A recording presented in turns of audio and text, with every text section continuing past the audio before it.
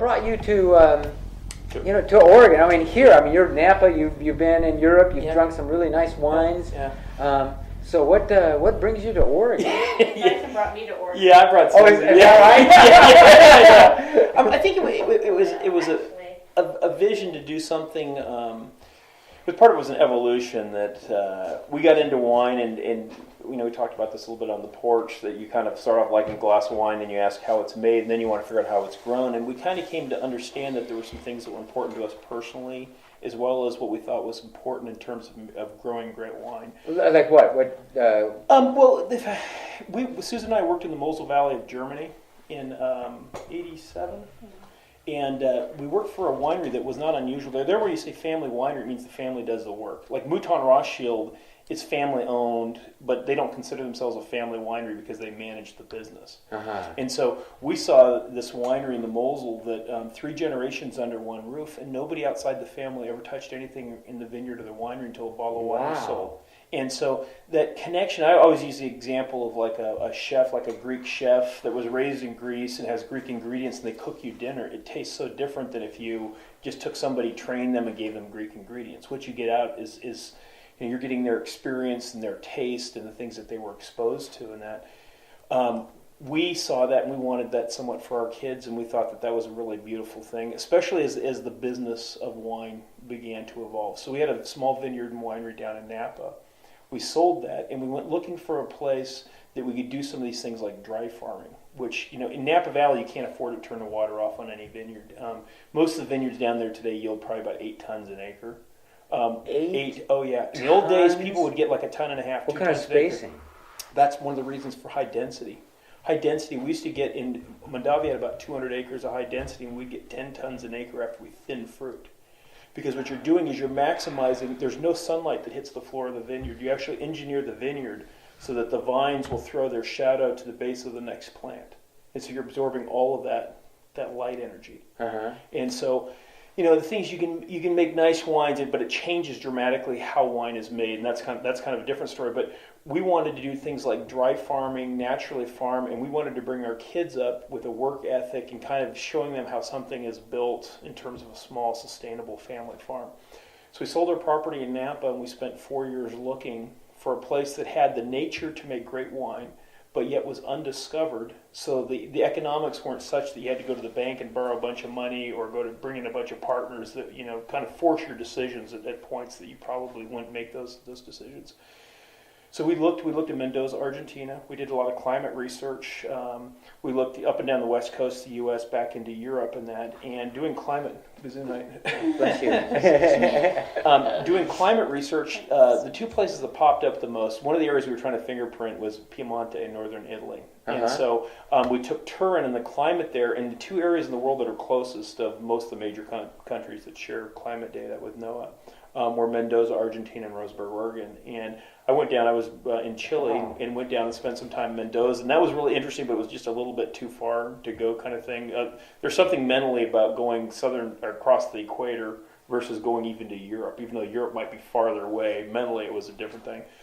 But we ended up coming up here. I was with a viticulturalist that worked at Mondavi, and we were up in the Willamette Valley, and we were coming south, and we stopped here. And the first day I was here, we drove up. It's kind of a disease. Here on the Hillcrest property? On to Hillcrest, but not knowing Hillcrest was here at first. A disease in the business is you drive around like you're on vacation in New Mexico. You're going to sit there and go, okay, somebody dropped me right here. You had to plant something. Where would you plant? What would you plant? And so came into this area and said, there's a topography and a landscape to great wine country that I think I've seen different parts of the world.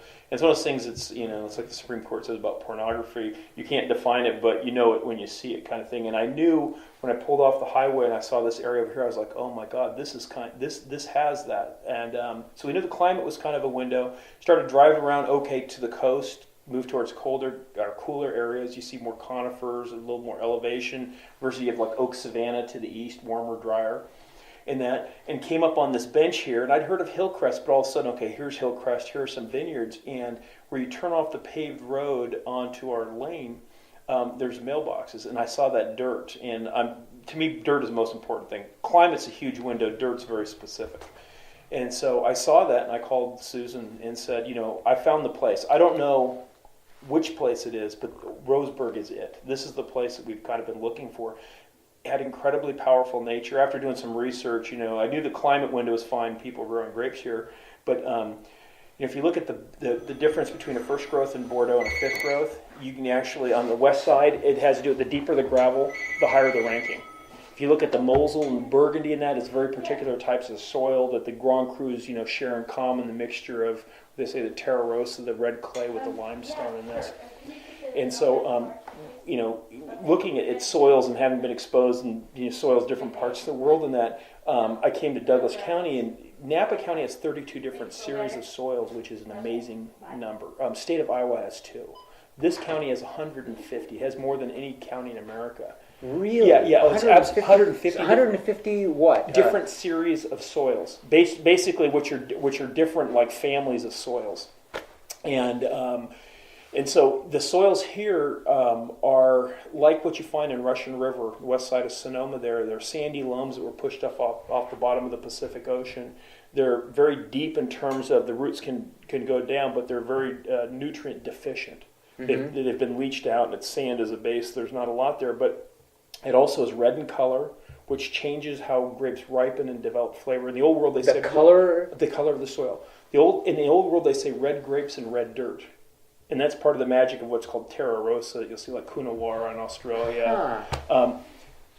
I can go into that. Susan would love to hear it. Yeah. Talk about soil.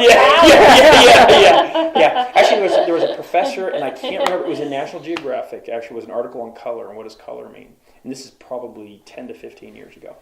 And one of the things they did is they did these color to plants. And there was a professor back on the East Coast that took tomatoes in different colored mulches. And, people put the plastic mulch down with the tomatoes to keep moisture in and warm the soils up and that. And so he asked the question, would a different color affect the plant?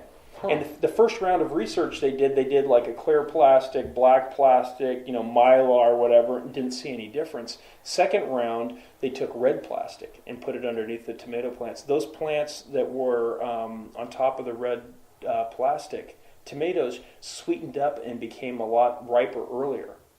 And so they were trying to think of the psychology of the plant, that it basically sees that reflective red light as competition from other tomatoes. So all of a sudden, with more competition, your fruit should be sweeter and ripen earlier so that an animal has a greater chance of picking up its seed. So it's the same thing with wine grapes. Wine grapes are the sweetest fruit in the world that's not a dried fruit.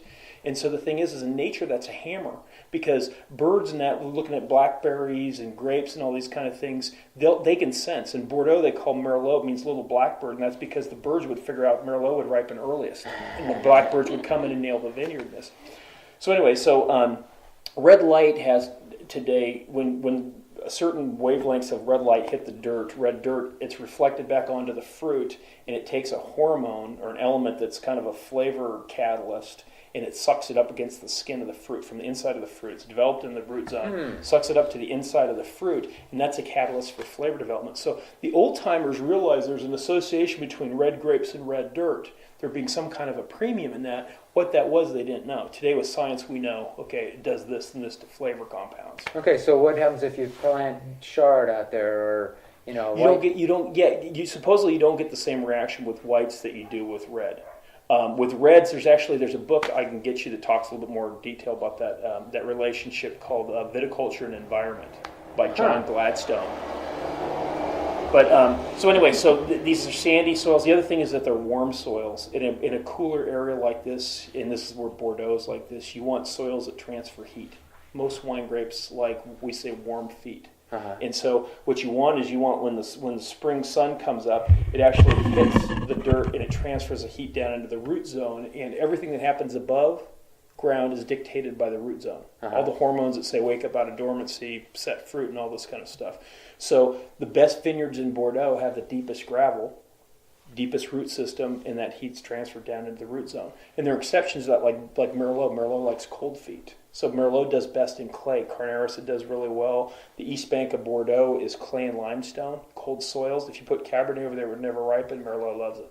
And so anyway, we saw the red. I saw the red dirt and the sand and all that. I saw the light. Yeah, I saw the light. Yeah. So anyway, we ended up, and I came in here and met Richard, who I'd heard and I'd actually read interviews with Richard that were mind-boggling, even by today's standards. To me, he was a very crazy, very eccentric person, which he had to be to open this up to open it up in Oregon. Period. Most people were doing fruit wines, or really everybody was doing fruit wine at that point. And he was a graduate of UC Davis, and they were teaching you couldn't grow wine grapes in the state of Oregon. Mm-hmm. So he went to Old Man Louis Martini and brought up 35 varieties and planted them here, and they were the first of their type planted. Many of those are the first of their type ever made into wine, including Pinot Noir in the state of Oregon. Yeah, it's pretty amazing. It's amazing. So came in, and he was a hard read at that point. He was going through some health issues and that, and he'd lived by himself his entire life. And we got to know him, and after about 3 years of knowing and going back and forth and that, we actually, as you drive up the driveway, the left-hand side is a separate piece. It's never belonged to Hillcrest, and we bought that in 2001, and then we bought the winery. That's where you have the new vines planted. Exactly. There? Yeah. 2001. Uh-huh. 2000, I think we bought Hess Lane in 2000. We bought that in 2001. Yeah. So, and then we bought this in 2003. It's kind of Hillcrest in 2000. Yeah, summer of 2003. It was interesting, coming from Napa Valley, a lot of people expected us to, put pink stucco on it and call it Chateau, Dyson, and Susan kind of thing. And to me, it's absolutely the opposite. Kind of, I think when people fall in love with wine and they've drank wine their whole life and they've, been lucky enough to kind of see different regions of the world, you vote with your money, and you either spend your money with a landed family, and it's people that collect Bordeaux or a lot of Tuscan wines, or the peasants. And that would be Burgundy or Piemonte, maybe. And I was always, when we would go in Mondavi every year, I'd take a couple trips, different places and that. And I was always most interested by the hunchback, the person that would pour you wine and say, I remember when we planted the vineyard in 53, and the first good vintage was 64, and this vintage was like this. And I was always like, God, that connection is fantastic. And Richard had that connection, and to us, that's something we wanted to bring our kids up around. And I think, everything I tell you pretty much is an opinion, but we do, I think, what nobody does anymore. I don't think there's anybody that does what we do. I mean, we grow our own plants. We do our own grafting. We have no employees. I prune every plant myself. Nobody ever prunes anything. We do all the winemaking, the two of us together. We don't bring in people to crush. We don't bring in, contractors to prune, and that's unheard of in today's world. In the old world, that's how it was always done. And so we say below ground up. We also don't use adjuncts in winemaking. There's a fantastic number of things that are added to wines today that people don't talk about, besides yeast, grapes, and oak. And we don't use any of those. So our whole thing is to try to make wines in an old world sense that are, a lot of the old Europeans will tell you, the trick to making good wine is low yield, low yield, low yield. In the modern world, the business has been applied where you try to pop the yield as high as you can, and then you try to use other compounds to kind of, get back to that level of intensity that you get from low yields or whatnot. Oak, you see a lot more oak used on wine than ever before. If you drank wine 30 years ago, it was rare to pick up a wine, the first thing you smell is oak. Yeah. Today, in a lot of modern wines, the first thing you do smell is oak. And oak is a beautiful thing, but you can argue, should expensive wine taste like a man-made product? And I would say no. So we try to do things that are, I say good wines taste like a grape, and great wines taste like a place.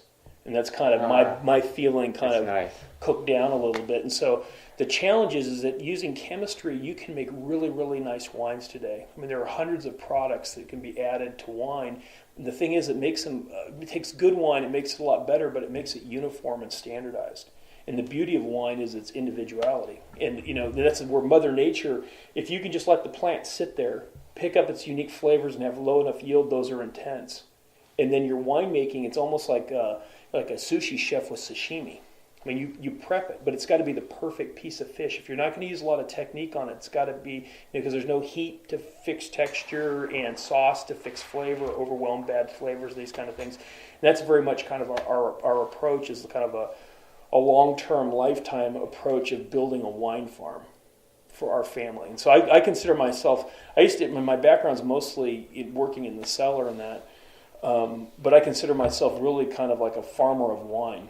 To me, that's kind of the holy grail, is somebody that farms for flavor. And a lot of people talk about it, but at 5 and 6 tons an acre, we dry farm everything. So like those plants are 3 years old. Usually a 3-year-old vineyard's producing 100% of a normal crop. In Bordeaux, you can't pick fruit off a plant until it's 8 years old, by law. Huh. And that's because the plant's not fully developed in that, and so you typically don't have that quality of flavor intensity. We pay a huge price dry farming because we'll wait 8 years for our first full crop. But what that allows us to do is allow us not necessarily to make better wines, but more distinctive wines that they say when you go to Safeway or Fred Meyer's, 80% of the wines on the shelf come from 4 companies in the world. And so those wines, a lot of those wines, the techniques and the technologies are used in Australia, Italy, California, Oregon by the big company. Uh-huh. And so the thing is that's master chemistry. And so the thing is what they can't afford to do is to turn the water off and get 2 tons an acre and get that flavor intensity without adding those. Yeah. I'm trying to understand that, it takes... I just came from Walla Walla. Okay. And there's some guys doing dry farming out there. Yeah. But most of them, especially during those first years, what they do is they irrigate, and then after about, depending on who you talk to, after year 2, after year 3, they turn the spigot off. Yeah.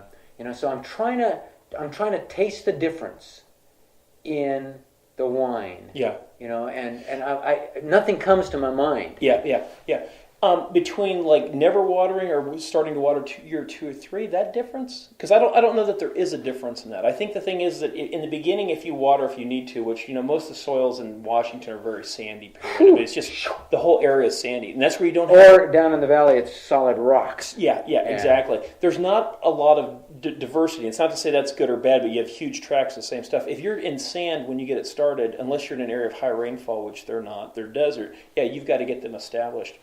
The best research in the world on this has been done by a South African by the name of Eben Archer. And Eben Archer looked at the vineyard he developed over 40 years at University of Nietvoorbij is the name of it. Yeah. And I could actually spell it, I think, which is scary. But anyway, he took this vineyard and he planted different rootstocks and then plants on their own roots, different varieties, different spacings in between the rows and down the row and that. And then he took some plants and he would dry farm them from day 1. Other plants he'd water for 5 years and then turn the water off. And he did all these different mutations of these things. And then what he did is typically when people do rootstock studies or root trials, they'll come in with a backhoe and they'll dig a hole and they'll look at one plane. Well, this guy over 40 years took plants and he excavated like an archaeologist, and he would basically take poles and hold up the root zone of these plants and take a picture of the whole damn root. Neat. Oh yeah, incredible. And he did some stuff he took plants that had been dry farmed for 20 years, and let's say a 20-year-old or a 40-year-old dry farm plant, you have these major shanks that come down, and then you have these millions of rootlets that go everywhere. He would take a mature plant that's 20 years old, all of a sudden add drip irrigation, and it would shed all the rootlets everywhere except for in the straw where the water was added. And before I got in the wine business, I always thought that if you took and you dripped water, water did this. In the dirt, water does that straight down. And so basically, in a well-drained type of a soil. Almost, yeah, exactly. If you're in pure clay or something, it would pool, but you probably wouldn't grow grapes in pure clay. And so basically what it's doing is it's going straight down a straw is what soils will do. Most soils, period. And so the thing is that what you get these rootlets packed into this straw. Even in a mature plant, it sheds everything else, and it does this, and it never goes back the other way. And so that's where, I've always said, in many ways, grapevines are like humans. They'll bear fruit when they're 3 years old, but it's like a 12-year-old giving birth to twins. It's not meant to be kind of thing. When a plant is 8 years old, it kind of reaches its reproductive cycle. It goes kind of crazy at first, and then for about 40 years, it's quite productive. And then it gets into a retirement phase. That it won't produce a lot, and it's like an old jeweler, won't produce a lot, but when they've had 40 years of experience or 50 years of experience, there's stuff there that you can't explain. And that's where, like in Burgundy, you don't see Reserve, Grand Cru Chambertin, you see Viognier, the old vines. And this is separate from the young vines or the 30-year-old plants that are there, that there's an extra nuance or layer of flavor in that. The challenge is that when modern winemaking, the problem is you almost never, ever, ever see fruit that's untouched by the human hand. Standard winemaking, when fruit comes in today, almost everybody hits it with what are called enological enzymes, and then they hit it with enological tannins. And those are things that totally change flavors, textures, and what's in the fruit itself. So I would argue that... I have to ask, because of the audience, it's why do they do that? Why do they do that? Because you can take fruit that doesn't have a lot of intensity, or you can take things and you can dramatically shift what's in terms of flavor and texture, and you can almost add things that weren't there originally in the fruit. Example of this, Pinot is naturally very light in color. Pinot only has one of two color compounds. Almost all of the red grapes have two color compounds, and you need both those color compounds to make dark wine. Okay, so classically, Cabernet that's dark, a lot of the color compounds in Cabernet give you flavor. With Pinot, that's not the case. So Pinot you can have, I've had great Burgundies that look like chicken blood that have incredible texture and flavor. And that's unusual. Pinots like that, Sangiovese is also like that, primary variety of Chianti. And so what happens is in the modern world is that missing element can be purchased in a bag. And so what you do is you bring Pinot in and you hit it with enzymes that dissolve everything in the skin, and then you add the missing element to fix that into the wine. And it's something, nobody talks about it, but do you know Pinot Camp, Steamboat? Uh-huh. Oh, yeah. A friend of mine that was there 3 years ago, I asked him, and he told me everybody, because they look detailed at every wine process that wine goes through. Every wine that was in that room was hit by enzymes and tannins. Huh. And you'll never hear this. You go to a winemaker dinner, you go to any other conference, you'll never hear people talk about grape tan 5 and polysaccharide fixers and that. And there are catalogs of this stuff. So the thing is that, like in this area, I'm the only person that doesn't use them. In Napa Valley, it's standard. I mean, nobody talks about it, but they're reverse osmosis filters, concentrators, things go through. And even in Italy, you go to little wineries in Italy and that, and it looks like, mom and pop, whatever, and they'll have the IBM server in the back and that, and then they'll have the reverse osmosis machine back there too that you won't see. Yeah. And so, very much kind of honoring the old way of hands off. And the thing is that it's much more difficult to grow great wine that way, but it's also, if you want to, at some point, I can take you in the back. The question I have is that intensity besides the low yield, how did the old timers do it? And one of the ways I believe is in what they fermented wines in.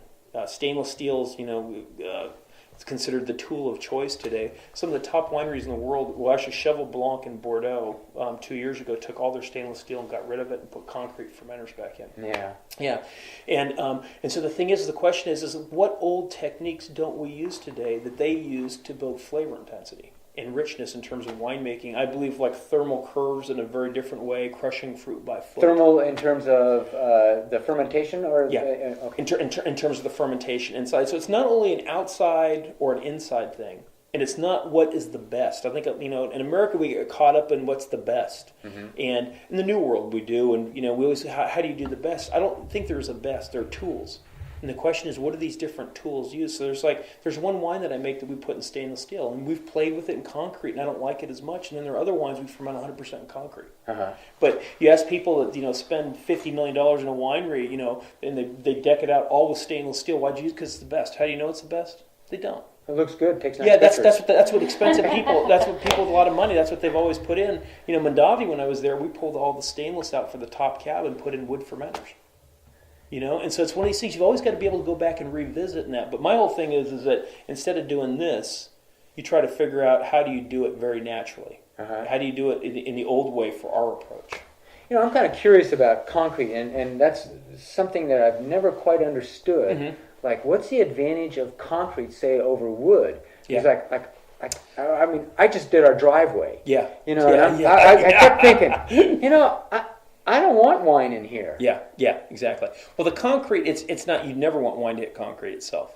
So in the old world, they'd use things like ceramic tiles as a buffer, or they'd use fiberglass lining. Yeah, but they've got to have grout or something. Oh, yeah, well, the grout would be neutral compared to the lime in the concrete. Yeah, the grout is extremely porous. Yeah. Well, it depends. There's glass that they'll use. In Germany, they'll take some of the old concrete tanks and use glass. We have a patent pending on these tanks, and we have a completely inert product. And that's what the patent is. It's actually not on concrete, because anybody can build a concrete tank. It's on the lining, the property of the lining, and then an exterior lining. So the concrete is just the shell. It's not... Yeah, it's part of it. It's a piece of it. What the concrete gives you is it gives you R factor. It gives you insulation factor. Okay, that makes sense. Okay, so the thing is that, if you look at like how heat is applied, if you make iced tea really quickly, you boil water, drop the tea bag in, and turn it off, that's stainless steel. And that fermentation curve... Yeah. That fermentation curve is this. You put fruit in nice and cold in the morning when you pick it. The heat that's built up by the yeast as they ferment the sugar and the fruit produce a lot of heat. So what happens is the temperature rockets because stainless goes along for the ride. Stainless conducts. A lot of pots and pans are made out of stainless because you can apply the heat. Yeah, but I mean, they've got all the temperature control, things Yeah. in 1, 2 places. That's exactly right. Yeah, 1 or 2 places. That's yeah. Well, if you look at the temperature variation in a stainless steel tank with a cooling jacket, it's dramatic. There's huge range of temperature. Yeast are like humans. We like it to go like this. Mm-hmm. We don't like it to go like that. But anyway, let me point out this bigger picture first.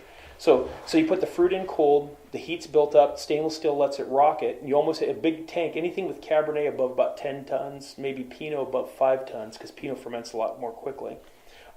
You'll have to come in and use refrigeration. And then once you hit your peak temperature and your fermentation's done, and let's say that's a week later, the temperature plummets, because stainless gives all that heat that's been built up to the cellar. Mm-hmm.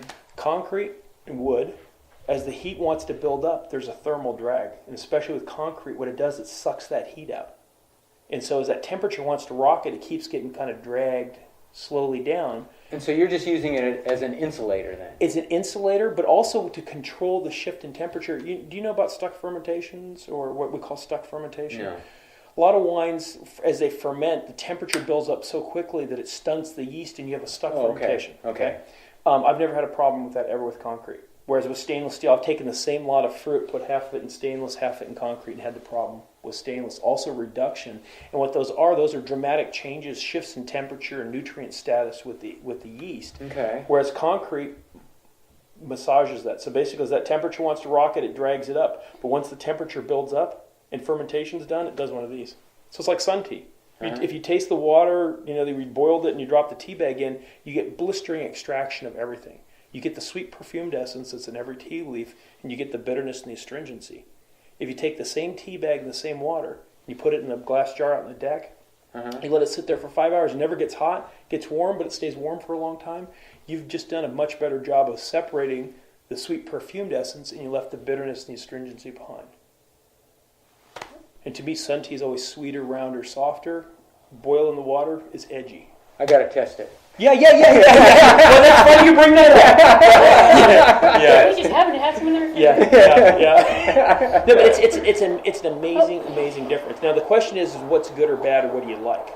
And that's one of those things like Riedel glasses, and you can take Chardonnay, put it in a Chardonnay glass and in a Sauvignon Blanc glass. 95% of the people like it better Chardonnay in Chardonnay glass, but there's 5% that like it better in the other glass. And so, but the key is understanding these tools and knowing these things. And nobody knows it all, but just to always go back, and that's the problem. Whenever you get close to something, the blinders go up, and you got to keep peeling them back and go, why is that better? Has anybody ever tried that? Yeah. Yeah, we're probably moving that. Yeah. Maybe go in the cellar here a little bit.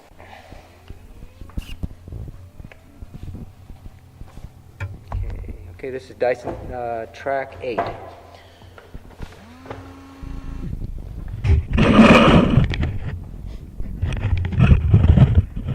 So I don't know where you were talking about. I'm kind of interested in Pinot because like Oregon is so so into Pinot. Exactly.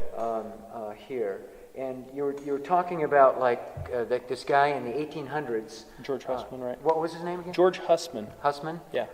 Said that it would be better to grow the Pinot on the north side instead of the common knowledge, wisdom that it should be on the south side. Exactly, and that's if you look at the molecular weight of what gives a wine grape its aromatics, they're very, very light, and so. It's one of the reasons you'll see Cabernet grow in many places in the world. Cabernet has a very thick skin, and it's hard to cook all the perfume out. So it thrives in very, very warm areas.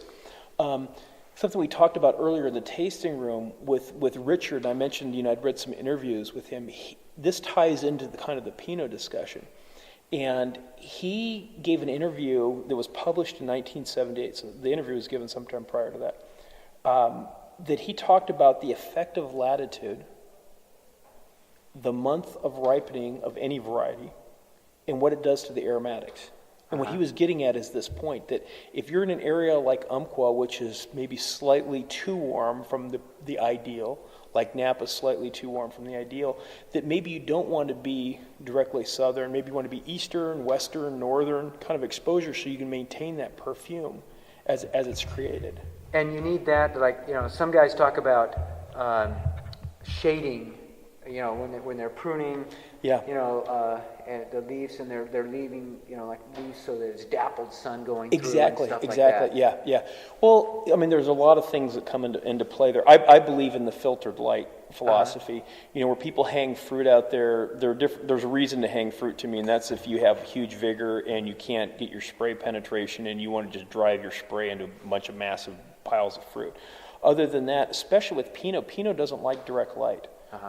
We did a lot of replanting down in Napa Valley. We went to vertical shoot positioning like a lot of people do and hung the fruit out there, and we had problems where we were losing not only perfume, but there are certain flavor compounds that don't develop with a lot of heat. And so we ended up going to what we called the floppy trellis system, which is the old California like 3-wire T, that you let it grow and let the vegetation get up away from the fruit zone, but then you let the vegetation umbrella the fruit to where you had this filtered light. And now the fruit is still low though. It's not up. Yeah, exactly. Okay. You're not peeling it and open it up to the sun. That's exactly right. So I'm an advocate of that with all grapes. I think part of the reason is, have you heard of the pergola system? Okay. I've tasted some of the best fruit I've ever tasted in my life was in Argentina on a pergola system. And the problem is that the people that use pergola usually are the huge growers that are growing, 15 and 20 tons an acre. We tasted some old vine Malbec in Argentina down in San Rafael that was incredible. And if you look at the chemistry of how flavors are developed, the ideal temperature for flavor to be developed is about 80, 85 degrees. So the problem is that if you go down on the, like right now into Napa Valley and you look at some fruit on a warm day, that fruit gets up to 100 and 105 degrees. Dark fruit just absorbs the heat. And that's 85, like that's air temperature, or is that? That would be like fruit temperature. That would be the fruit temperature. And so the thing is that what you want is you'd like to early in the day to get up into that zone or close to that zone, but you want it to sit there. And so a lot of people hang fruit out there and they let it get really, really hot. And so the problem is at night it's 50 degrees. There's nothing happening. And in the middle of the day it's 105 degrees the fruit, and you're out of that zone. And so that's where that filtered light gives you that nice constant temperature. And ideally what you'd like to run, all day and almost all night at that Even temperature at night, for flavor. Because we're talking acid, you burn up. Okay. Like the Central Valley of California, you lose acidity in that. But if you're looking for the optimal temperature for flavor development, it's like 80, 85 degrees. It's not 105. And I've seen fruit get to 120 degrees in Napa Valley.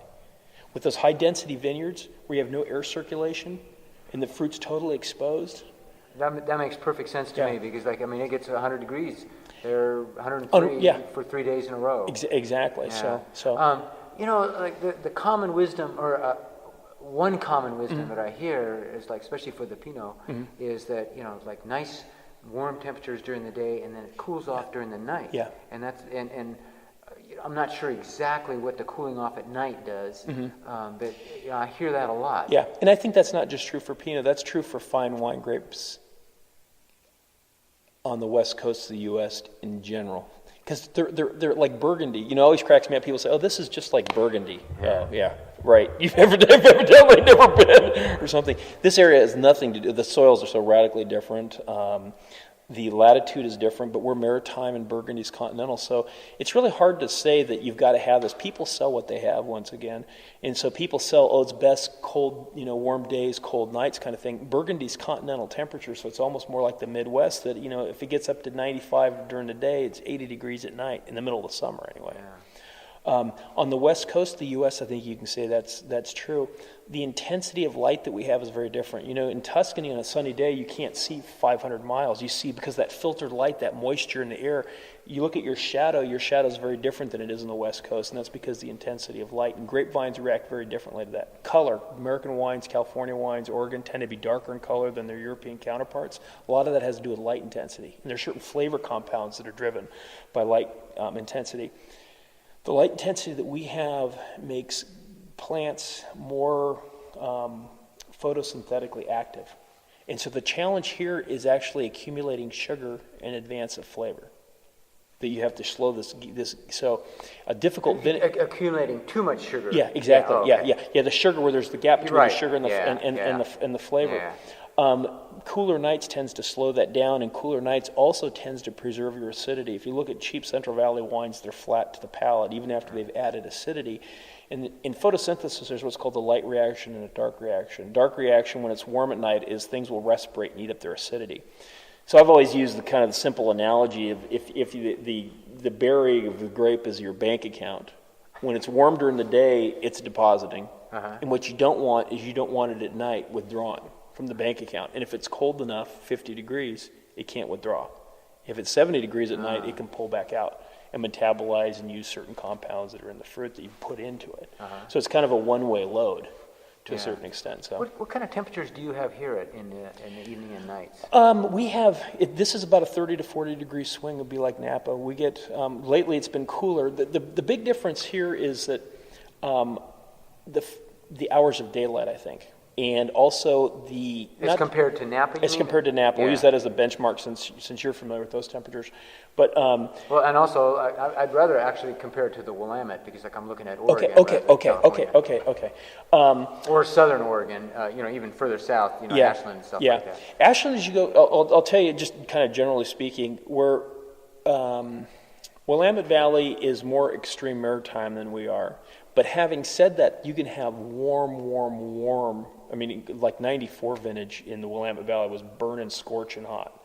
So they're more maritime, also considerably more rainfall. As soon as you get to Eugene, south of Eugene... Considerably more than here? Considerably more than here. You get how much? We get 36 inches right here, and Roseburg gets about 25. Okay, that's quite a bit different. Yeah. Portland is 42. Yeah. So, and it's other things, timing of rain, the intensity of rain. This tends to be more like North Coast. We're extreme maritime here, but as soon as you get south of Eugene a little bit, there's a range called the Calapooya Range that almost all mountain ranges on the West Coast go north to south because the North American Pacific Plate push them, okay? Right. So Calapooya goes east to west. And so that's kind of our northern break that keeps a lot of bad weather from coming in through the Willamette from the north, from our north, and bringing it down here. Then the other factor is if you look at a topographical map from Eugene, as you get south, the coastal range builds up. And it builds up to the point that, we're really the same distance from the Pacific Ocean as Medford. We're extreme maritime. Extreme maritime means 85% of the weather here is dictated by what comes off that ocean. The thing is, we're a little bit of a banana belt that it will push like rain and bad weather north or south of us sometimes. When you get to where Highway 5 goes through Medford, on the east side, that's desert. And that's because that range builds up. It's less than 10 inches of rain a year. That range builds up so much that it blocks a lot of that bad weather. So, when we're 85 here in the summer, it can be 100, 104 down in Medford. And when it drops to 50 degrees here at night, being continental there, it might drop to 75, 80 degrees at night down there. You'll also see the inversion layer like you see in LA, where things stick in there. You don't see that here because the movement, topography here is radically different than you get into Willamette. Not just that coastal mountain range, but this is like northern Italy. I mean, it's hard to find any flat stuff here. Over 75% of the land is either mountains or hills, and I think Italy is like 76.8 is this. And so it's good and it's bad because you take all those soils, you take the shift in climate from here we're extreme maritime. By the time you're in Grants Pass or even south of Roseburg a little bit, you start moving into more continental conditions, and then you take all those soils, 150 soils, and then you start shaving them with different aspects, different, thickness, top of the hill, bottom of the hill, how thick is that top layer of soil. I mean, the complexities here are mind-numbing. Yeah. And the thing is that you get like 15-acre patch, 20-acre patch here of incredible stuff.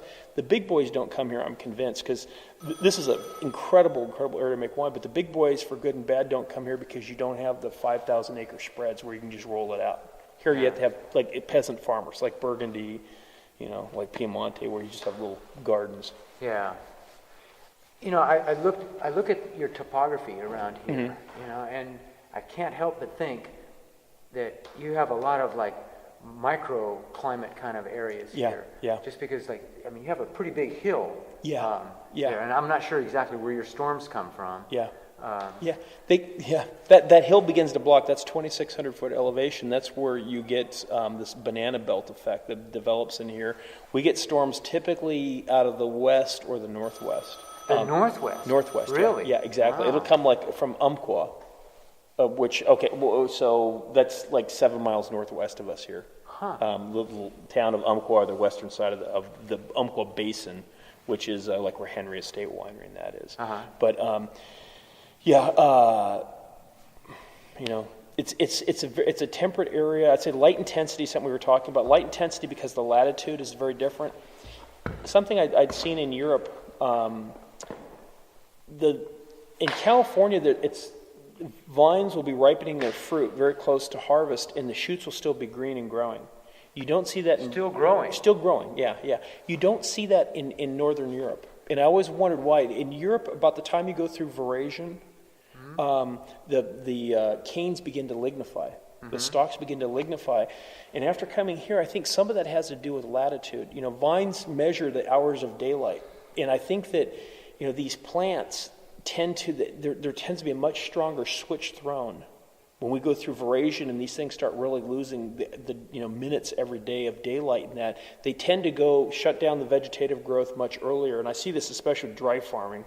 But they tend to shut down that vegetative growth much earlier and begin to focus, I think, on fruit. But things ripen and accelerate in a very different way. You see it also with clones, like clone 115 of Pinot, that's widely grown up and down the West Coast. And that clusters in California are probably 40 to 60% bigger than they are here, all of Oregon. And that's not just a Hillcrest thing. And I think that has to do with latitude. That when the shoot grows every year and you have the buds formed and the buds initiate where they begin to set the potential fruit for the following season, they're reading the temperature. And if it's cool, they say, well, there's a potential to ripen less fruit. So they throw a smaller group of fruit primordia. Versus if you're in California, much earlier in the spring, it's a lot warmer. Yeah. And so, I think we tend to use, like for viticulture, I think the European model makes more sense here. Down in Rogue Valley, maybe that's not the case. Yeah. Anyway. That's interesting. Yeah. So what about I want to hear about a moment that something went just euphorically right. Okay. It's like you came here and it's like you were thinking, I'm going to try this, or something that was just euphorically correct. Okay. Our first harvest. Old vineyard of Zinfandel. Everybody said you couldn't grow Zin here. The first commercial planting in this area was by a German who worked at Beringer. Yeah, exactly. Yeah, vine, yeah. You had a drink. Definitely wasn't the Swedes. But, so this guy, Adam Dorner, he was the first cooper at Beringer in Napa Valley when they opened in 1861. And he came up here and he brought... You need me? If you want to, yeah. All right. Yeah. I should grab a band. Yeah, I think so. There you go. I was going to say I got a chair over here. That's right. So we came up here and there was, we saw these old Zin vineyards that had been abandoned.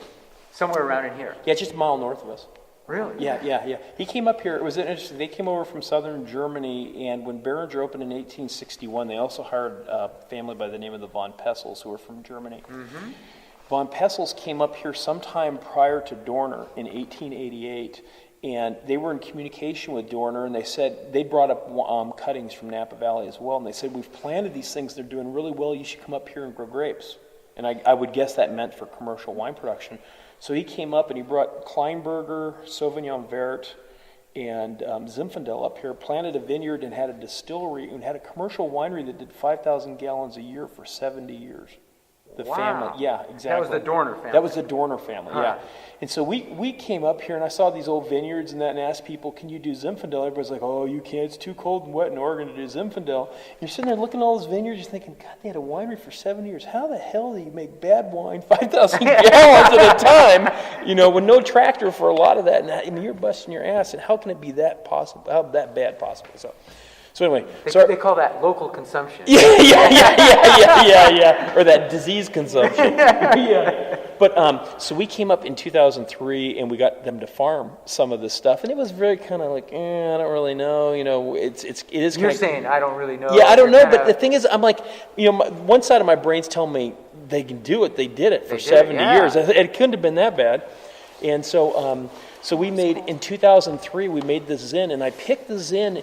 And the numbers, everything I've ever read in a book, everything I've ever been taught in a lab, the numbers didn't jive. The wine was incredibly high acid. It was very low pH, so the acids were very strong, and very high sugar, but had incredible flavor. What sugar? Oh, sugar, we brought it, I think it was 25.5. Well, that's not super high. Oh, well, not by California. I mean, historically, that's very high. By California standards today, yeah, that's probably, wine light. I mean, a lot of people don't walk anything until they're 26, 27 bricks versus everybody used to pick at 22. Yeah. But anyway, but the acids were screaming high, over 1 gram per liter of acidity and a pH that was so low that the wine almost didn't go through a secondary fermentation. Wow. But the taste was great. And so I'm like, I don't know what you do. It was getting kind of late in the season. And so we picked stuff and made this wine that tasted so fantastic, and it's one of the best wines. I mean, I've got people still coming and ask for that wine today. And it tasted zen. It tasted zen, and it tasted great. Yeah, it tasted like cherry cola. It tasted like Western Russian River Zin that was highly extracted cherry cola. And it was like cherry cola kind of goes over my head. Okay. And a lot of Zin is grown in really, really warm areas, and so the flavor compounds are more, I say, stewed fruit. They're plummy. They're they're fruity, but they're not like bright, vibrant. Uh-huh. Everybody tells you, Zin needs to be grown in a warm area. Well, Western Russian River by Guerneville, some old vineyards planted like 1906 and that are incredible. There aren't many of them because there you have to grow really, really low yields in order to get the stuff to ripen because it's cooler. And so this wine had this beautiful, beautiful black cherry fruit that was just perfumed, vibrant, and beautiful. The chemistry, everything I knew about that wine should have been horrific. That wine was an incredible wine. It's actually, I'd put it in the legendary wine category for us. Huh. Yeah. And so that was a moment like, holy shit, you think you know, you don't know. And so it goes back to the old, what does it taste like? My mentor, who just passed away last year, as a guy in Burgundy named Henri Jaillet, and he's considered by probably everybody familiar with Burgundy to be the greatest winemaker there in the last 100 years. And his saying was, the trick is there are no tricks. And so the thing is that it's all about, quality site, low yields, letting the stuff ripen, and then not screwing with it. And that's kind of against human nature, unfortunately. I think, and we talked earlier about adding things to wine. It's kind of like if you're cooking something for 3 hours in the kitchen, you first couple times you've kind of sauteed off the meat or whatever, and you've added the carrots and the tomatoes and that. First couple times you taste it. Well, about the third or fourth time you walk by, you pick up the salt shaker before you taste it because you want to do that to it. If you can imagine wine where it's that way for 2 years, you're always like, maybe if I did this, maybe if I did that. And Henri Jaillet's thing was he didn't add anything to his wines and that, and he made these wines that were stunning and were fantastically expensive. And his whole thing is the trick is there are no tricks, low yields, all these kind of things. And everybody would go like, well, this flavor, it's got this flavor, and he's like, that's irrelevant. Do you like it? Yeah. Do you like it? And this is where the chemistry of this wine was crazy. It's like, it's wrong. But the thing is that if you poured it for anybody in the tasting room, they just go, and it didn't matter if they'd never had wine before or if they drank great wines from all over the world, they're going like, wow, that is really great. Wow, for a Zin, exactly. And we had people, I don't even like Zinfandel. Yeah. And so that was a moment like, oh my God. This is it's one of these things that you don't know. And so it's kind of that was a beautiful moment for me because it kind of opened up my blinders. And I try to keep probably, I think more so than most people, keep saying why. Why do you do that? Why is that so-called the best, or why is that bad? Yeah. And we go back and revisit those things. Another moment is I did Syrah. Do you know Cornas? You ever heard of Cornas? It's a village in the southern end of the northern Rhone. And it makes the most massive, kind of brutish Syrahs, some of the most age-worthy Syrahs that come out of France. And we did a style that, it's funny, there are wineries in this area and, Napa and all that they spend huge amounts of money and labor and equipment pulling out every little stem jack and every little piece of stem. And it always cracked me up when I went around, this kind of sideline a little bit. When I would travel around the world, we'd go to Burgundy sometimes or go to, Italy for 5 weeks on some expedition to, discover something with Mondavi, that you'd go to a winery that everything that you saw and everything you heard sounded wrong. And you'd taste their wines and go, shit, those are pretty nice wines. And then you go to a winery, fanciest thing you'd ever seen, state-of-the-art equipment, master enologists, consulting enologists, stuff. You taste the wines and go, whatever. And that kind of, my mind was opened up to that again, that it's the tools. It's what are you after, and are these things tools that help you do what you want to do? And so we did something that was stems. We took a Syrah, and we put it in tanks in one of the concrete fermenters and crushed it all by foot. Really? Yeah, 100%. Yeah. And I wanted to try to, because in Cornas they still do some of this. They do a little bit of it in the Northern Rhone. There's still fruit crushed by foot. In Burgundy, there's producers that still do whole cluster, and then they get in there and they crush a little bit by foot to get it going. Vintage port's almost all crushed by foot. I've heard recently, kind of through the grapevine, that somebody in Ribera del Duero in Spain has built a concrete, like the vat is half as high as mine, and they have on rollers like these mechanical feet that go back and forth. Really? Yeah, Professor Stempel, who's at Fresno State, he's the enology professor and head of the program down there. He came through here and he was saying, "Oh yeah, I was in Ribera del Duero," and he mentioned the winery, and whatever. And I kind of blitzed. I should have actually probably written it down that they're doing that. But there are a lot of old ways that are being revisited. That, I think a lot of times we got rid of these things not because they weren't good, it's because they weren't efficient. Press is an example of this. I use an old press. Well, the first thing I ever learned about winemaking equipment is that the old screw presses, where you had like a horizontal metal screw and these plates, and the thing spun around and pushed the plates in. That was the worst piece of equipment in the world. I could have quoted that. Okay, that's horrible. There was a trial when I was with Mondavi. We came to the realization in the joint venture with Opus One that the greatest way of pressing was with a basket press, the old wooden presses and that. And what led us to believe this, not only were tastings in this, but I remember there was a moment that we brought in this late harvest Sauvignon Blanc that was really desiccated and broken down by botrytis and we put it in this Bucher's big pneumatic membrane press. We put it in there and we didn't have enough room. So we took some of it and put it in this old basket press that we had, and we pressed them off. And in general, you don't want a lot of solids in juice as you're fermenting. And the basket press, was it wood or was it? It was wood. It was wood. It was about, they're probably 3 foot around the diameter of the basket. So anyway, so we pressed whites, and usually you're pressing reds, so you can't really check the turbidity, how much solid material is floating in this thing. So anyway, we pressed off the whites, and what came out of the Bucher press, and Mondavi had actually rewritten the software for Bucher, and Bucher purchased it. Now people that buy these big expensive membrane presses can buy Mondavi simulated basket press software for like a few grand. So anyway, what came out of there looked like unfiltered apple juice, where it was hazy. You could see like chunks of stuff floating around in that. What came out of the basket press looked like honey. Wow. Oh, it was like almost transparent, like golden, but like transparent. The color of each one was the same, but one was murky, which was the bladder press, the state-of-the-art membrane, gentle press. And then this basket press had the most translucent, beautiful color that there was. I remember just going, wow, that's really interesting. It's interesting that you mentioned that, because I was thinking, it's like when I was doing this book here, I was going, wineries from Southern Oregon up into the Okanagan. Yeah. I saw a lot of basket presses being used. Oh, yeah. A lot of them. Yeah, more and more. Yeah, exactly. Well, I've got this old press here that there were 2 of them it's outside. I'll show you in a minute. It's called Iridium mite. It doesn't do anything. It doesn't hurt anything. So next year they'll be fine? Oh, yeah. It doesn't affect anything. Okay. It's called what again?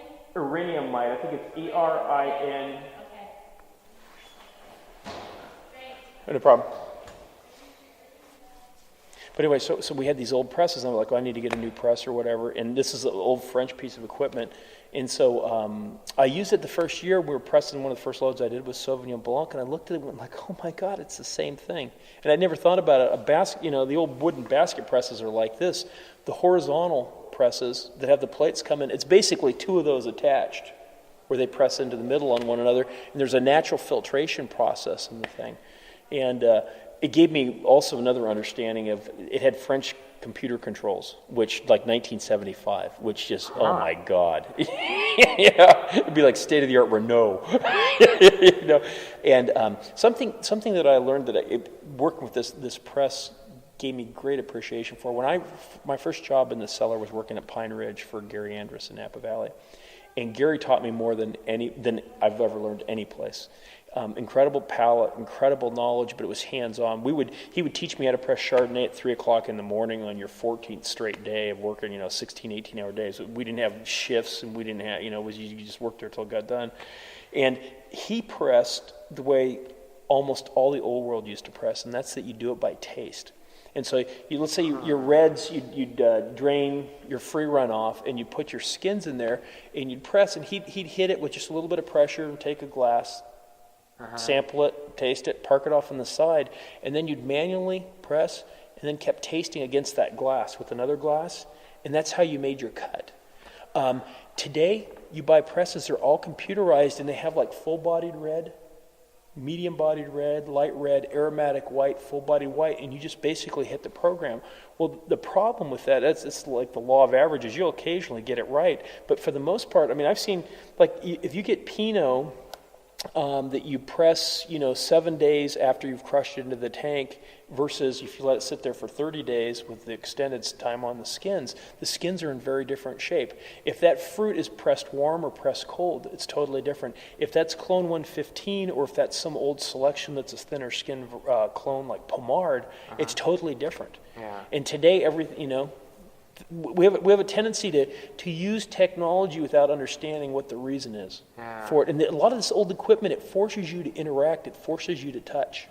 Yeah. That's part of the reason. I mean, like having no employees in here is killer to a certain extent. And we work hard, but the thing is, I know kind of where every, wine is. I know at what stage it is because I'm the one dealing with it. There were questions I always asked when I traveled, different wine regions of the world or whatever. In the vineyard, I'd always ask the question, what do you consider old vine to be? And that kind of told me, their answer to that told me a little bit about their philosophy in general. And then inside the winery, when oftentimes you hear people say, oh yeah, I control everything, I do everything, blah, blah. I always say, what's in that barrel over there? And if they had to walk up and go scan the barcode, I'm like, okay, well that tells me how things are organized in here versus, in Burgundy you go in there, a lot of the small states, and it's like, those first 3 barrels are this, and then the next 7 barrels are this kind of thing. And that's part of this Henri Jaillet, this gentleman that passed away in Burgundy. One of his tricks to making great wine was to never make so much that you can't touch it all yourself. Yeah. So you never forget about that lot that's over there, and But anyway, touchy-feely. Gosh, I had a question. Oh, sorry. It slipped my mind. When you were talking about those basket presses, I'm just thinking, it's like how many times actually I photographed people doing exactly what you were talking about. Oh, really? In Oregon today? And actually, it's like, well, the image that came was just in the Walla Walla area, a guy, and then there was a female up in the Okanagan that I took photographs of them doing that. That interaction's critical. I don't see it. I see when you walk up and you see Bucher presses. I see there's one winery here that has a basket press, and I've seen them use it. And which one is that? It's Abasella. Oh yeah, they have the Marzola press, which is what we worked with when I was down at Mondavi. I don't see people work them that way. I see people go up and taste, like, oh, this is fun, like, come on out and we'll taste this, and that can happen with big modern press or whatever. But I don't see people making press cuts based on taste. I've actually seen it one other place, and all the times and I don't hit every place at Harvest, but I've seen a lot of places at Harvest where you're actually tasting one off the other, not just tasting in general. Because, God, when I was at Mondavi, you'd have everybody walk by, got a glass of something like that, but where you're tasting off. That's interesting. Yeah. One other question then is, like, just for you personally. So discouraging, and I don't know if I'd consider, it depends on how you define discouraging. I guess it was an eye-opener to me. And that was the first year that we took this place over. And we took the vineyard over across the way, which is the 10 acres of mostly Cabernet Riesling planted in '64. I pruned it, hadn't been pruned in a couple of years. It had been kind of the Congo or the jungle. I mean, all the vineyards here were just out of control kind of thing. And I don't use herbicides. So the thing is, I couldn't go in and just, take the jetpack blower and nail everything. But anyway, so I took this vineyard that's incredibly beautiful. Old vines are like old people. Their faces are no two alike, and they all tell kind of a story of who pruned on them and how they pruned on them kind of thing. And so I took this old vineyard that I was so happy the day that I got my hands on both the Cab and the Riesling on that. And I worked that vineyard really, really hard that first year. And it was 04, which I think was a great year. Because we took over in 03, so I didn't get to do anything with 03. '04 I took that over, and it looked great. The fruit came in great, and it made disappointing wine. And since then, it's made beautiful wine. But the French, oftentimes I've heard French people talk about, like, when you change things, like steering a vine is like steering a boat. And it's not like steering a BMW to cut it like this and it does this. It's kind of, you cut the wheel and it does one of these kind of things like this. And so that first year to have something that I kind of what would you say, I dreamed about for a few years, about having and spending a lot of time, and energy on it, and having an ideal vintage. The weather was perfect for what I like. Nice, long, cool growing season, and you taste it and you just go, yeah. It's kind of like you fell off the mountain when you got to the top. Maybe the plant was adjusting to you. Yeah, exactly. Well, no, I think it's very much, it was adjusting, and some varieties adjust harder. I've talked to some of the old growers. I've talked to Dick Troon about this. About some plants, they kind of, it takes them a little while to kind of get their rhythm going or whatever. And like the Riesling over there, I cut on that hard the first year, and it made stunning wine. Yeah. But the Cabernet just didn't, and so it was kind of, it was one of those moments that made me think about. This is really, and it's one of the great lessons wine teaches us, which is a beautiful thing, and that's that all in due time.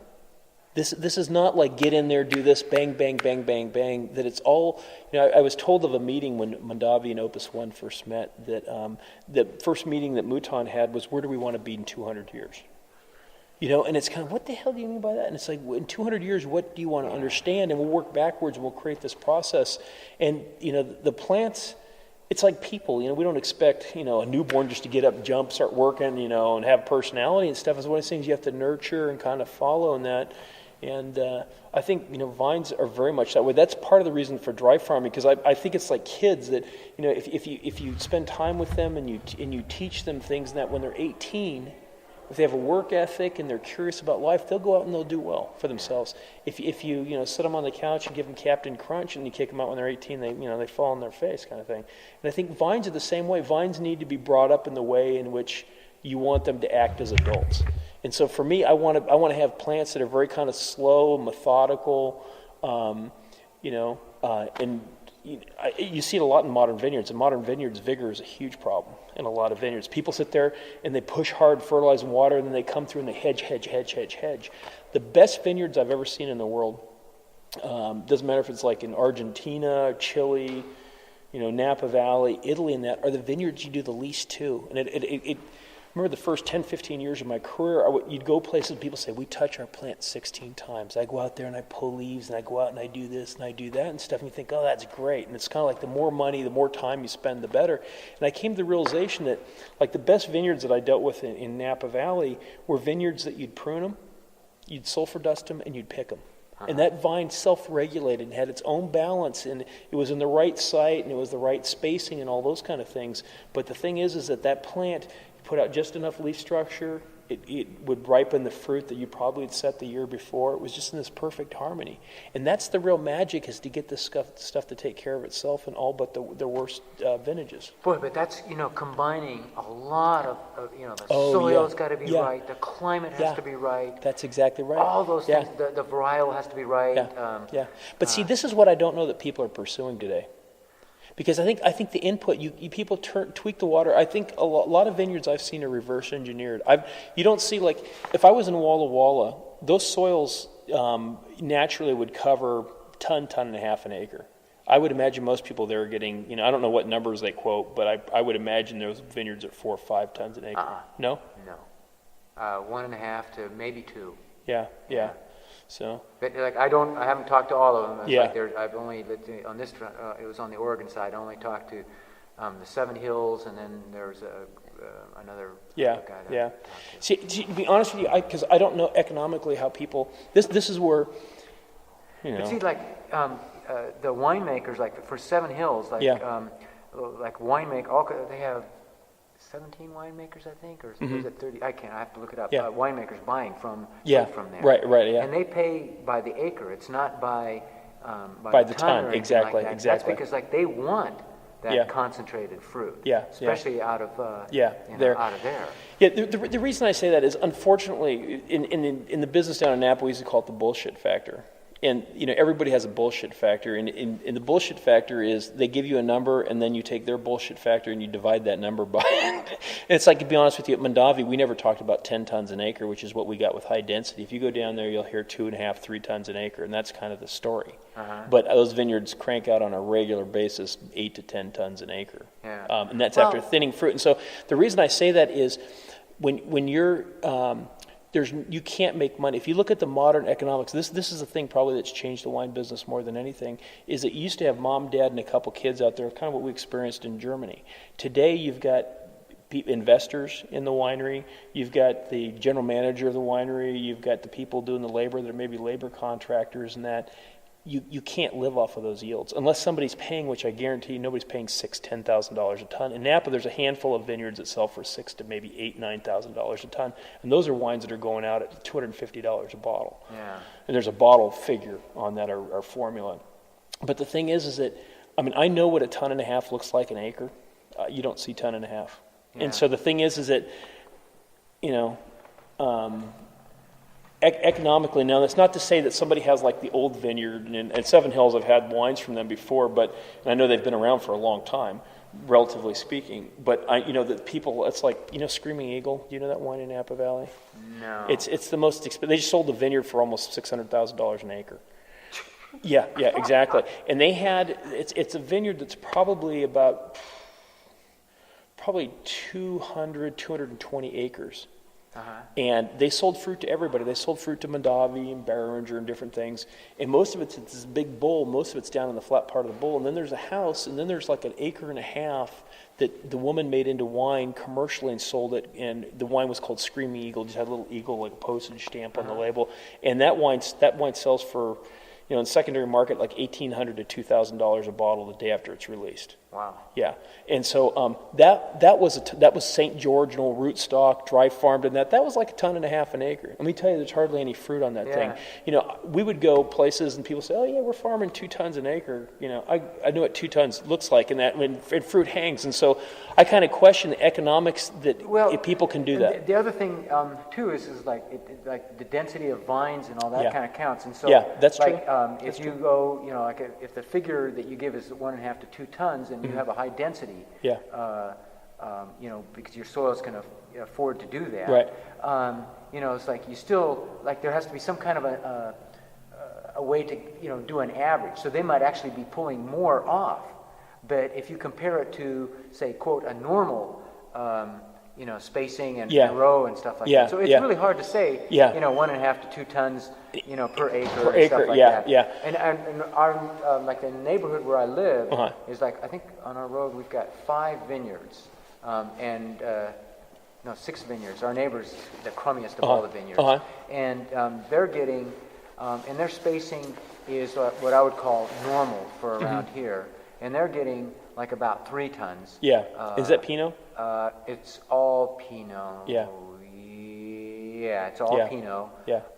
And the clusters are, I would say, for Pinot about medium-sized clusters. I can't remember all the clones and stuff like that. Yeah, because that's with Pinot versus Cabernet is probably 2 to 3, 4 times bigger than most Pinot clones. But it's, I can get you, like Atlas Peak, which was one of our neighbors in Napa, they would talk all the time. I'd go to talks with them, and they'd talk 2-3 tons an acre. They would thin out to 8 tons an acre with wide spacing. And like high density brings you a lot more fruit, in general. And so, it's gotten the point. I think sometimes people they believe that, or that's their ideal, and that's kind of how we rationalized it at Mondavi. Well, this is our ideal. What we like. I'll never forget. Angelo Gaia? Ever heard of the name Angelo Gaia? He's kind of like the Robert Mondavi of Piemonte, northern Italy. And he asked me once, and he almost tripped me up. I'd never been asked that way. We were talking about yields per acre, and he asked me, how many buds do you leave per square meter?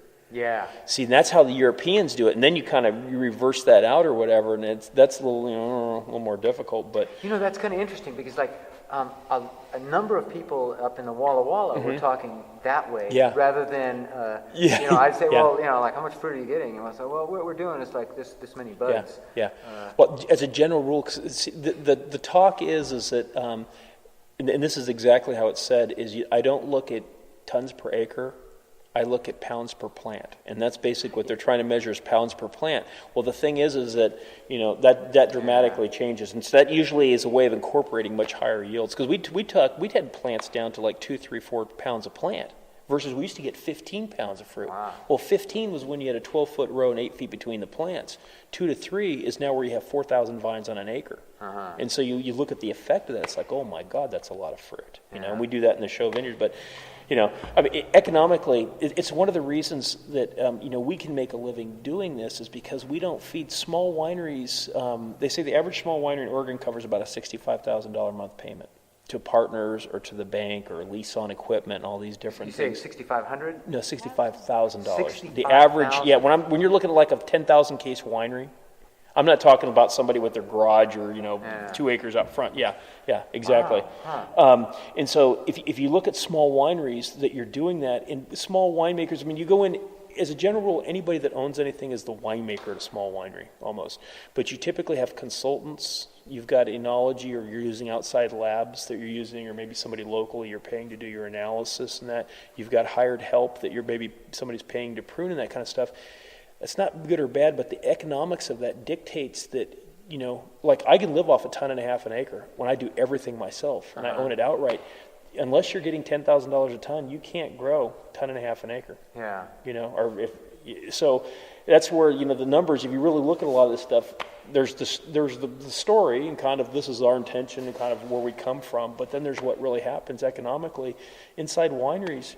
It's amazing. You can spend a lot of money. I mean, every time you do, like if I took a lot of wine and I sent it into a lab, even if the lab was just in town, to have sugar, let's say residual sugar at harvest, pH, acidity, run, that's like $85. So you don't do that here? I do all that. Oh, okay. I do all that myself. Most, it's like I'm just thinking, it's like most of the wineries that I've been in, it's like have some kind of at least rudimentary lab. Yeah. Well, they'll check like with hydrometers and this kind of stuff, but most people send to like ETS is a big one here in Oregon, which is up in McMinnville, and they're in Davison Winemaking Supplies, and a lot of people send stuff up. When they go to bottle, they'll send samples up, not of the bottled wine, but of the wine, and they'll do a full analysis for $295 to tell them, is it stable? If you put this in the bottle, what are the chances of it cooking off?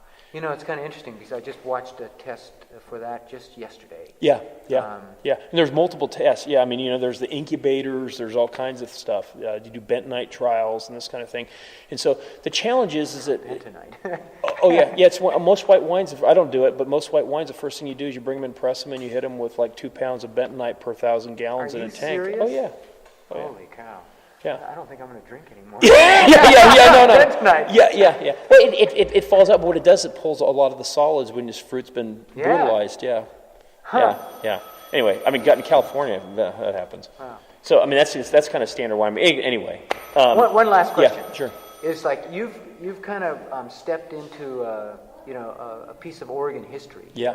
And it's not one of the things like about Summers. He didn't do a very good job of promoting himself. Exactly. And he's kind of I've only talked to him on the telephone, but he's not shy, but he's just disconnected, kind of. Not a real promoter and stuff like that. But you still have walked into a piece of Oregon history. Yeah. How does that affect your thinking process here? It affects it pretty dramatically. I mean, I try to honor the best of what he did. He did some wines that Professor Olmo, who was one of the great professors at Davis, came up here and tasted Sauvignon Blanc in '72. There was an article written saying it was as good as any Sauvignon Blanc he'd tasted any place in the world. And Olmo consulted in Bordeaux in the Grave region. So, he was quite familiar with what good Sauvignon Blanc tasted like. But, to me, I would say that it doesn't, I don't sit there and think about, how does this affect Hillcrest, because what this place is what drew me. So it's a natural thing. It's for the same reason I didn't change the name. Everybody said, oh, Hillcrest, God, the first thing you've got to do is change your name. And it's like, why would I do that? Yeah. Well, because it had fallen on hard times, and the wines that were produced out here were poor quality. And I'm like, well, I really don't, so many great things were done here. Number one, most people have never heard of Hillcrest, been out of the market for like 10 years. But to me, it's far more interesting to be part of something that's going to be around for 400 years. And to say, okay, I was stage 2, and maybe it stayed in my family 2 or 3 generations, but we left it in shape for somebody else that kind of got it. Yeah. And so I would say that it affects me only from the standpoint of it drew me here. Huh. And then other than that, I think that, I honor a lot of those old things, old ways. Richard was an experimenter extraordinaire, to bring the 35 varieties here and when people are saying you couldn't do it. He used the first stainless steel tank ever these are the 2 tanks. These are Is that right? Yeah. These are the first stainless steel tanks that ever came into Oregon. They were built in September of 1945. So war year, basically, in Emeryville, California, as milk tanks. Wow. And he brought them up here. He was the first one to use small cooperage for barrel aging, as in terms of adding flavor, not just using it for storage. But, like David Lett came here and visited here before he even moved to the state of Oregon.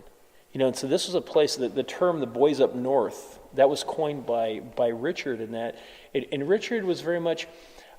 I came to the realization that to be a pioneer, you have to be a lunatic first. Everybody thought he was, because the thing is, to do what everybody thinks is impossible, you got to be out of your damn mind. And I think for Richard, everybody thought he was crazy, and I've had a lot of people come through that are movers and shakers now.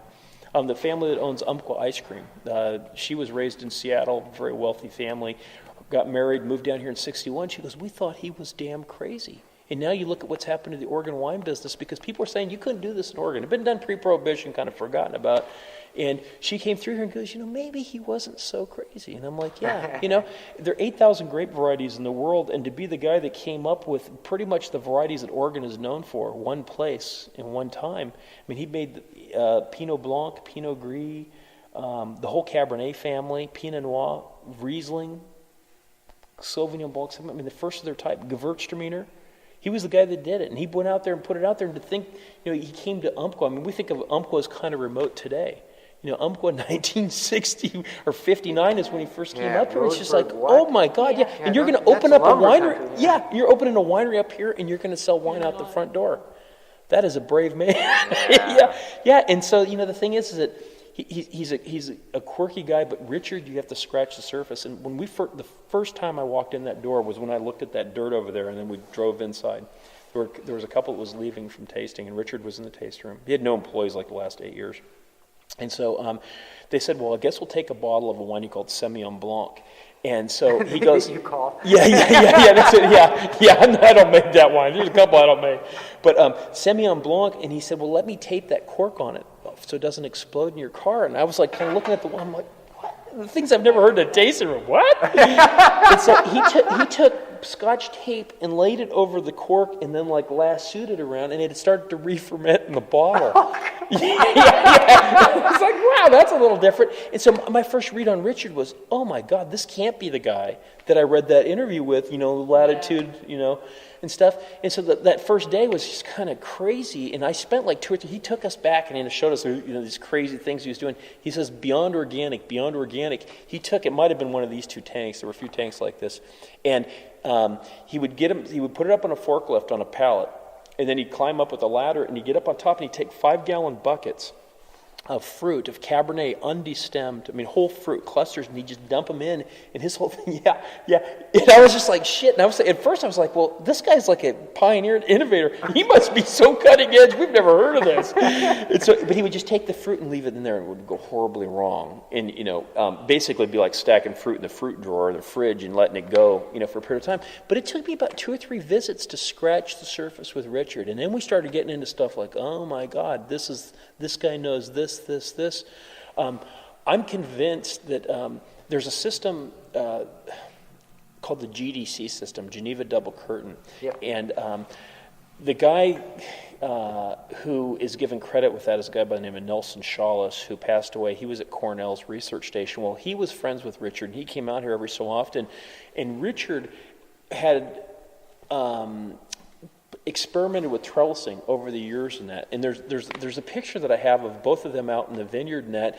And Richard has kind of this modified GDC system. And I was like, Richard, because Shawless was into this. I was like, whose idea was this? And Richard's going, well, I played with it or whatever, and he took it back there, and it really worked. And that's what they ended up using on Concords, was the GDC. And then later on in California, they use it some in the Central Valley, and some people in Napa Valley, and that used this curtain.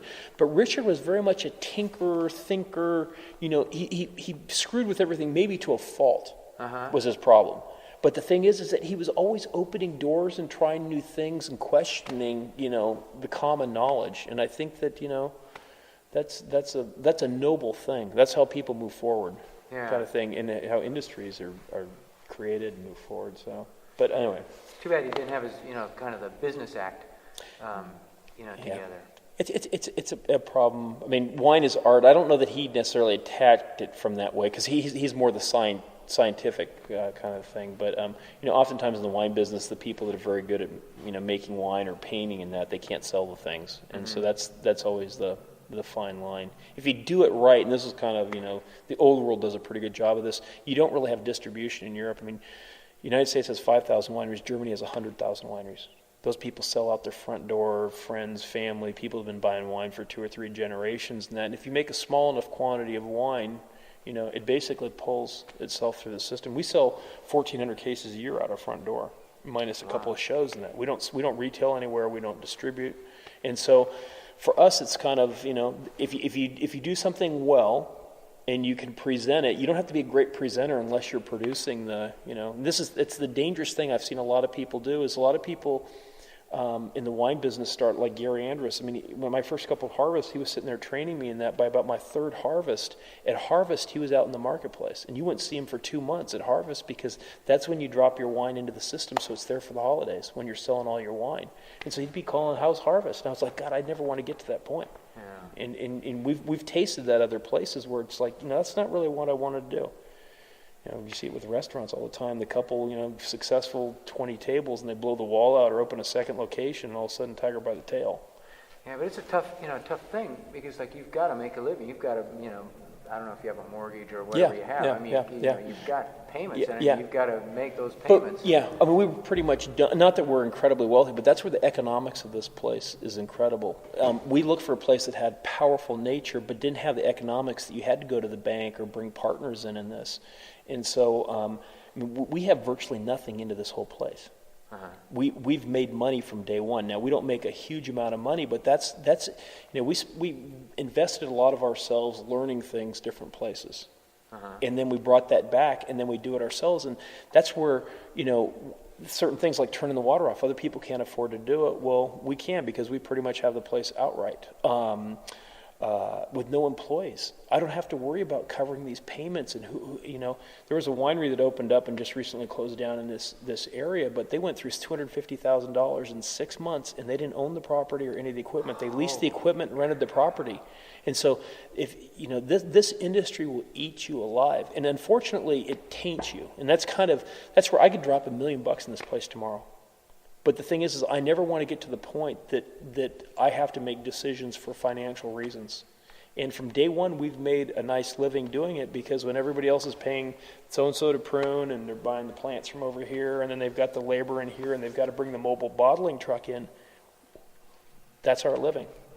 Yeah. And so we control, for good and for bad, we control everything, which I don't know of anybody else. I started an organization called Oregon Artisan Family Wineries for people that are hands-on, that do things themselves, and there's virtually nobody. The concept in Europe of you live on the estate, you farm it, you do that doesn't happen.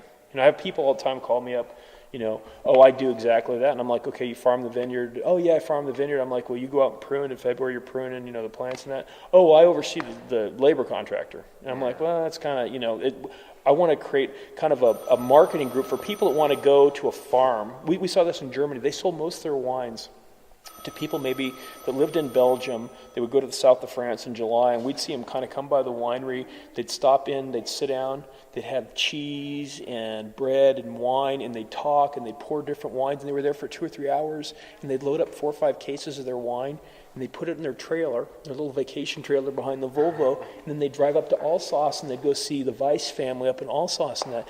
And for us, that relationship was absolutely fantastic. And that's what we've tried to do, not selling wines at retail as a hammer in that regard, that we get people that come back and, we were there and you can't get your wines anywhere else, and that's, But don't you have to have kind of like a critical mass of the number of wineries to be able to do that? You know, it's like in the Dundee. Yeah. I mean, you can throw a stone from one winery Exactly, to another. exactly. It's kind of going the Napa direction where every driveway is Yeah, I mean, it's not quite, but it's a long way. In 20 years, it's gone. I mean, I remember in '88 when she went to cooking school, I was like, oh my God. I mean, it was like nothing out there. I mean, you know, like you've got, you know, Henry, and you've got, you know, I'm just thinking of the wineries that you have around here. In Umpqua Valley, we've got 16 open right now, 16 tasting rooms. And the thing is that we're very much, you're right on the bottom end of that. We sell it all out our front door. Now, if I was doing 5,000 cases, I'd have to be out there peddling, and distribution is a nightmare. That's what most people, we've not seen hard times in the wine business in a long time. Typically every 8 years, it's 8 years up, 8 years down. It's been the cycle, historically. We've not seen times that you can't sell your wine. I mean, there were decades in California that you were out there pruning plants that last year's crop, you'll never have the money to put it into glass. And what you're farming right now, there'll be no market for. But you've got to take care of that vineyard. We've not seen that. We've only seen the glamour side of wine since I've been in the business, pretty much, you know. But this is a business that it gets down to commodity. That's where the French are. The French right now, you can buy billions. Well, actually, the French last year spent €1 billion destroying wine. And Australia is the same. Heavily subsidized there. So, I mean, when those days are up, so, you know, for me, it's like, what would you do for free? For a lot of people, and wine is different things to different people, which is fine. It's kind of a glamour. You know, it's like this, and it's kind of a rich man's sport. I was always amazed in Europe. Rich man's sport. Yeah. I mean, it's today. It's where you go, and this is a so-and-so. You know, a buddy of mine when I was down in Napa a couple weeks ago said, you know, he's talking about that his neighbor is making a $100 bottle of Cabernet. He goes, just what Napa needs, another rich guy making a $100 bottle of Cab. Doesn't matter what it tastes like. It's like, I got a winery, and it's $100 a bottle. That's the point of it, you know. And I was always, you know, in Europe, the majority of wineries are peasant-run, or they were started by the church. And then you also had nobility, but it was something everybody did. Whereas in Oregon, is still you still have small people doing it here and there, but it's kind of like the auto industry. There used to be people trying to build cars in their garage. And now it's, you know, the price of getting in is heavy. In Napa Valley, there's no small people. Yeah. You know, I mean, like a small winery's $25 million. You know, that's not even to operate the thing. That's just to walk in the door. Yeah. Kind of thing. And so, you know, we'd like to do this, and if our kids, it's something they're interested in, fine. If they want to come into this, we've already told them they have to work 5 years for somebody else. So in the wine business, they bring something back, because I've seen far too many kids just kind of hang out after high school and turn into lumps, you know, in other wineries and that. And so, or we'll hand it off to somebody that kind of that gets it, and, you know, kind of enjoy our piece of turning this place around, adding our twist to it. Yeah. You know, we've got some Italian varietals planted in that.